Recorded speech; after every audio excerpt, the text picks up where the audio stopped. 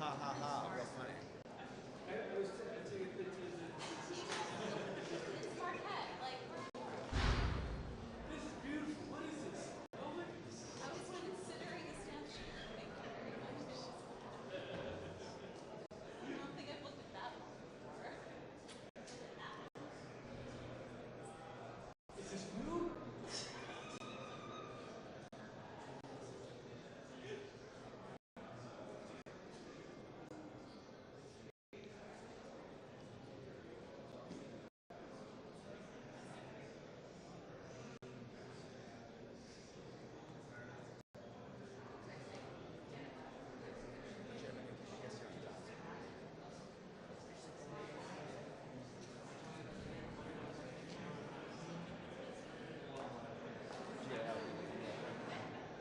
Not really like. I mean, some of the people like flipped over, like McCormick. Who was that? Algos. It wasn't really that good. Massey and Sparks did not come out. I'm guessing they're going to go out after this.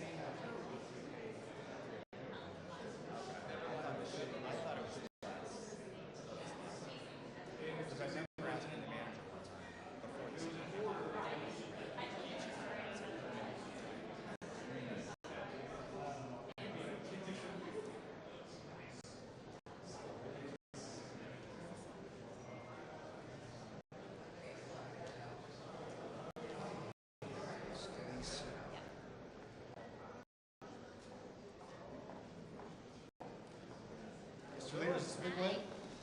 Great day. Big win for the American people. This allows us to start the process of getting our country back on track. Counts over here. Yeah. Look at y'all. Y'all been waiting feverishly. A lot of people didn't think this could get done, but like a lot of other big challenges, we came to this new Congress with President Trump, the Republican Senate and House, committed to fight for the American people and fix the problems that we inherited, to go and solve so many of the problems that American families have been struggling with. We've got to lower inflation. We've got to lower interest rates. We've got to get the economy moving again. And all of that happens with this one big, beautiful bill. And of course, none of it starts until we pass the budget, which is why today's vote was so important, which means now the real work begins in the committees. We have 11 committees in the House ready to go to work now. Over the next 2 weeks, as members are in their districts during Easter, the committees will be working and leadership will be meeting between the House and Senate, working with President Trump on the details to start that process the day we get back so that we can deliver real wins for the American people on a bill that makes sure no taxes go up, we produce more energy in America, we can deliver the border security that President Trump has already been implementing, but as Tom Homan would tell you, they need more funding.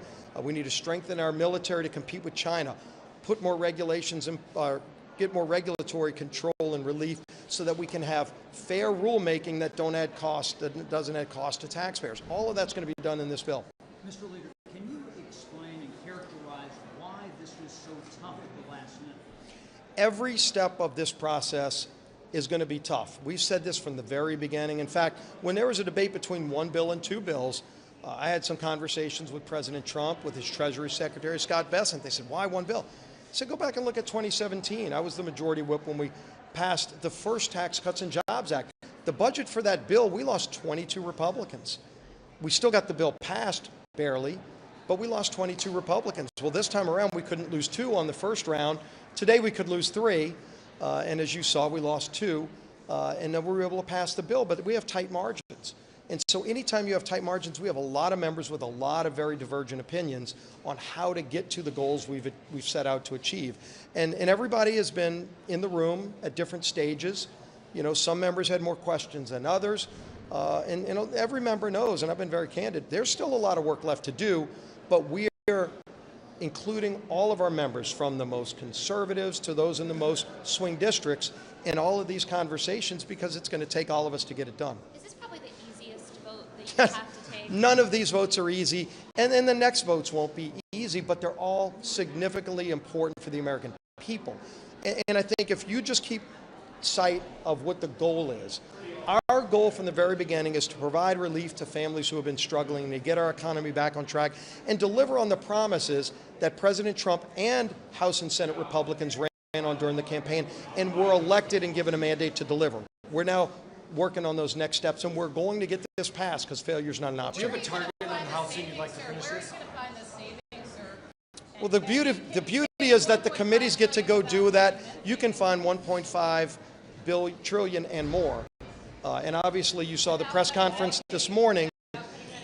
Well, first of all, if you look at just waste, fraud, and abuse in all federal programs, that's on the table. And I think most Americans would tell you, please go root out waste, fraud, and abuse. So if any program is stealing money from taxpayers in a way that's not intended, not even talking about changing eligibility, all of those things are going to be looked at to make the programs work better. Some of these programs do not work well for the people on it. I'll give you an example, because a lot of lies have been told about disabled people. Medicaid does not work well enough for disabled people. We can make it work better, and part of that is by taking away some of the siphoning off of the program by people that shouldn't be on it. There are illegals in the hundreds of thousands at a minimum on Medicaid, taking billions of dollars out of that program, hurting disabled people. So we need to strengthen those programs, and we're going to be working on that too. But if you look at some of the other things, spectrum sales, nobody talks about that. Everybody talks about $880 billion in energy and commerce as if it's all healthcare. There's probably $200 billion in non-healthcare related programs before you even start talking about more savings and reforms. Things like spectrum sales. How do you go from 5G networks to 6G? It's not just some clouds in the sky that you're dealing with. It's spectrum, which is a federal asset that we auction off every few years. What's been too long?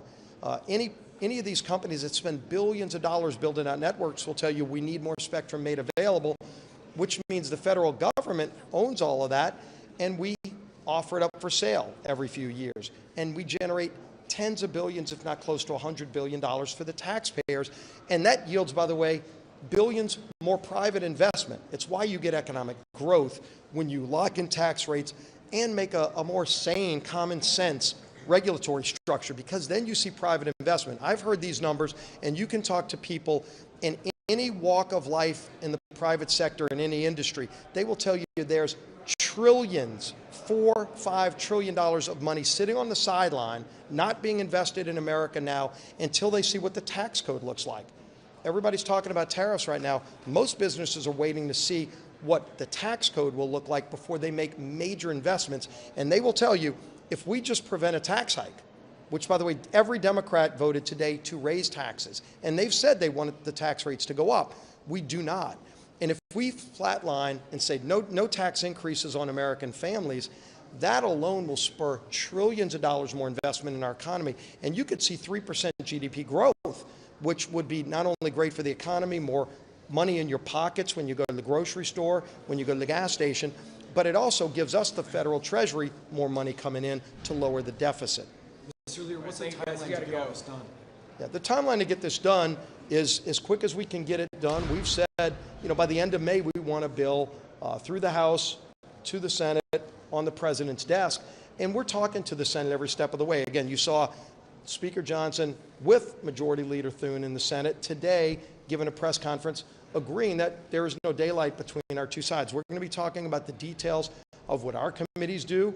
They don't have the exact same committees. They don't have an Energy and Commerce Committee. They have a Commerce Committee. Finance Committee in the Senate will do a lot of the components on Medicaid that the Energy and Commerce Committee would do. But at the end of the day, all of those policies will come together, and we're talking about those things now. Over the next 2 weeks, our committees will be talking together, House and Senate, so that when we send the bill over to the Senate, after we continue to do the work, and we've done a lot of it already, it's not going to be the first time they've seen it. So we want a process that moves quickly. President Trump, as you know, he's not somebody that wants to wait around for months. He wants to see the kind of economic growth and success so that families can get the benefits of what we do now, not have to wait till the end of the year. That's why we want to get it done by this summer. I'd love to see that bill on the President's desk by the end of May, and it can be. So thank y'all. Thank you. That was ideal. Rooting for you. Yeah, that's it. Yeah. Heads up. Monica's got some pressure too. Rooting for you. Do it.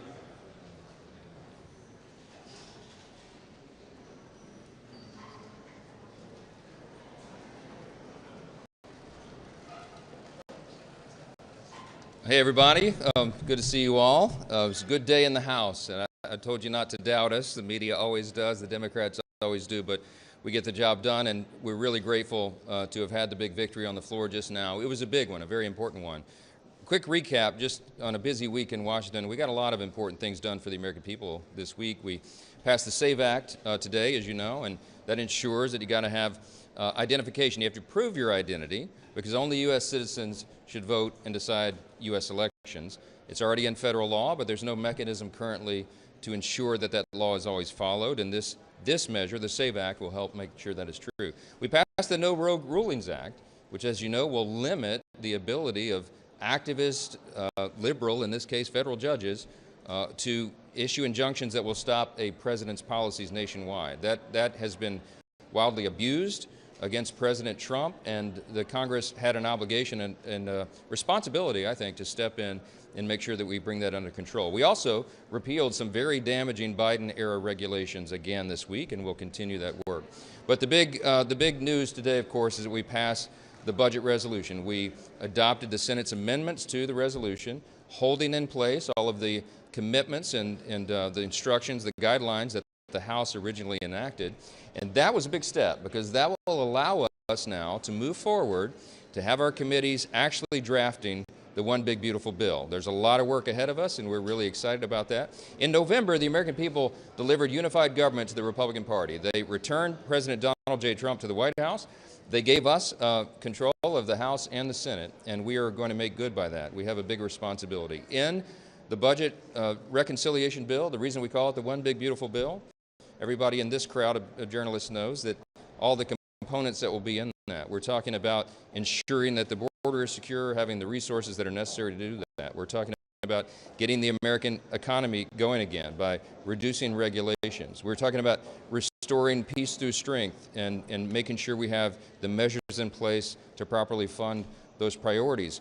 We have a lot of things, American energy dominance, all the components that will make things better for Americans, drive down the cost of living, and get our economy really going again. And of course, not the least of which, the big components of the one big beautiful bill is to ensure that we don't have the largest tax increase in U.S. history all at once, which is what would happen at the end of this year if we didn't accomplish this mission, because the Tax Cuts and Jobs Act, the tax cuts from the first Trump administration, as we know, would expire. So a big day for us. We will now get the committees operating on all cylinders. They'll be working over the 2-week district work period that encompasses Passover and Easter. They'll take a couple of days off for those holy celebrations and then keep their sleeves rolled up and get right back to work. The committees in the Senate and the House will be working in a collaborative fashion. We've explained this, that this really is a one-team approach by Republicans in both chambers. I'm so grateful to Leader Thune and his steady hand of leadership. We had a joint press conference this morning making our commitments known of what we're going to try to do. And that is ensure real savings for the American people, because we have to do that. We have a responsibility to get our country back on a sound fiscal trajectory, and also make sure that we ensure and protect those essential programs. The Democrats, as I noted this morning, have said that we're going to gut Medicaid. It is not true. We're going to protect the benefits that everyone is legally entitled to. The beneficiaries who have a legal right to that, it will be preserved. Those are essential safety net programs that Republicans support. The President has made clear Social Security, Medicare, Medicaid will not take a hit. So you can count on that, and you can watch it develop as we go. Our other priorities as well. I just want to tell you what will happen when we return after the 2-week district work period. Our committees will begin the markup process. We have our 11 committees that will get instructions for reconciliation in the House. They are ready to go. We've been working on this for many months, almost a year now, really, when we first started the effort. And so we have the work product already prepared. We have bills drafted. Most of them have been scored already. And now we go through the process of marking it up and finding the equilibrium points with everybody so that all those interests are met. We're looking forward to that happening. And I just want to say this. The American people are counting on us. Time is of the essence. We know what's going on around the world. We know that the debt limit cliff is approaching us pretty quickly here. We know that markets have been a little unstable. They want to know that Congress is on the job, and I'm here to tell you that we are. The Article I branch of this government, the U.S. House of Representatives and the U.S. Senate are going to do our job, and we are going to provide stability, and we are going to send this message to all of our allies and friends around the world, and to our adversaries as well, that America is back, and the America First agenda will be enacted. President Trump's promises will be fulfilled, and we're really excited that today we took a big step in getting that done. We'll continue to work together. Mr. Speaker, what changed between last night and this morning? What closed the deal? Look, we're in a deliberative body, and we did a lot of work leading up to this moment, of course, for many months.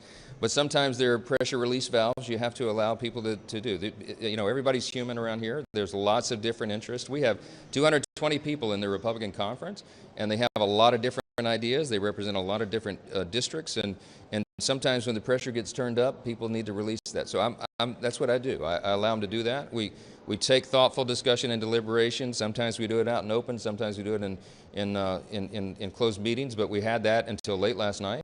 I did more of it this morning. I want to compliment our president, President Trump, who is always engaged with us and available and accessible. He didn't have to call a single member to wrangle anybody on this thing. He allowed me the space to do what I need to do, and we got the votes together, and we reaffirmed our commitments. It's real. We want to find real savings. We have an obligation to do that, but we also have to protect these essential programs. We can and will do both, and you're going to see that in the next few weeks.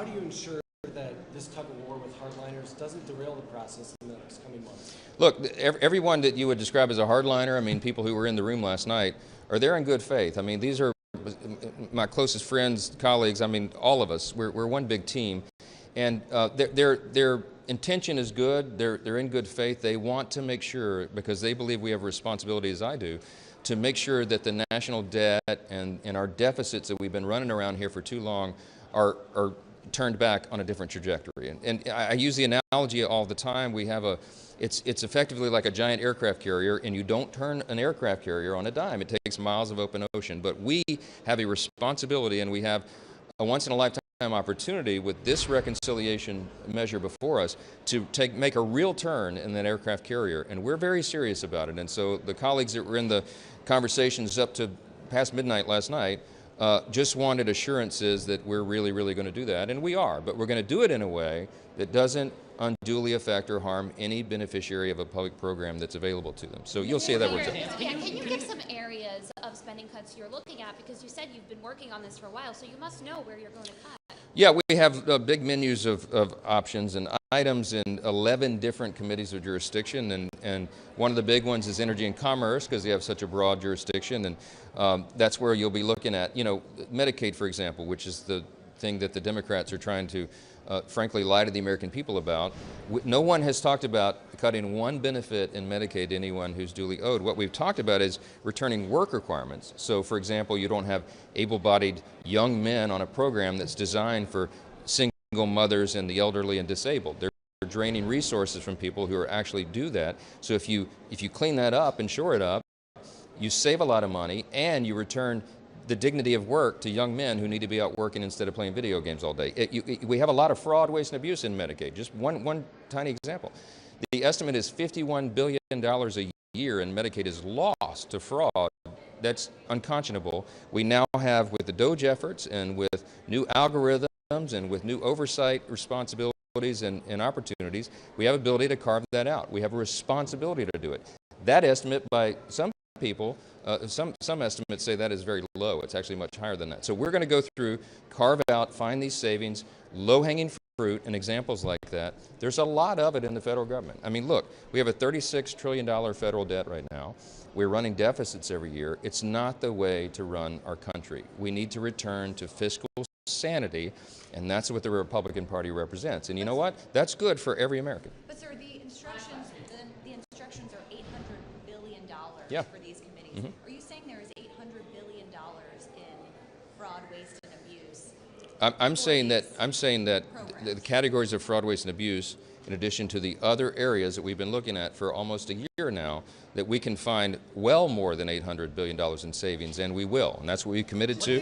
That's what. Because the markets are down 1,300 points, and you talked about sending them a strong signal that Congress is doing its work. I mean, obviously, we saw the president put the pause on his tariffs. Yep. Does he need to just end them, scrap them at this point? No, I'm going to let give the markets more certainty. I'm delighted to let the president make the decisions on that. I mean, he and I spoke yesterday about the spike in the stock market after the pause, and I think he recognized the moment was right to do it, and that seems to be a great decision. So we're going to let him do that. I'm going to do my job over here, but I do hope and believe that the vote today is a very strong signal to the markets, to investors, job creators, entrepreneurs, the people that make the economy run, that the Congress is going to get us on sound footing, and you can count on that.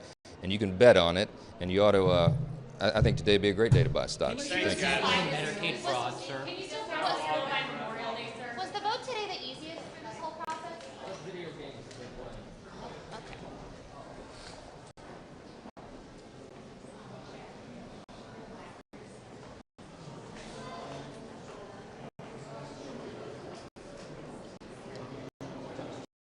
Right now. I'm not sure. Okay. Thank you all so much. Making that happen. I think we're going to stick around.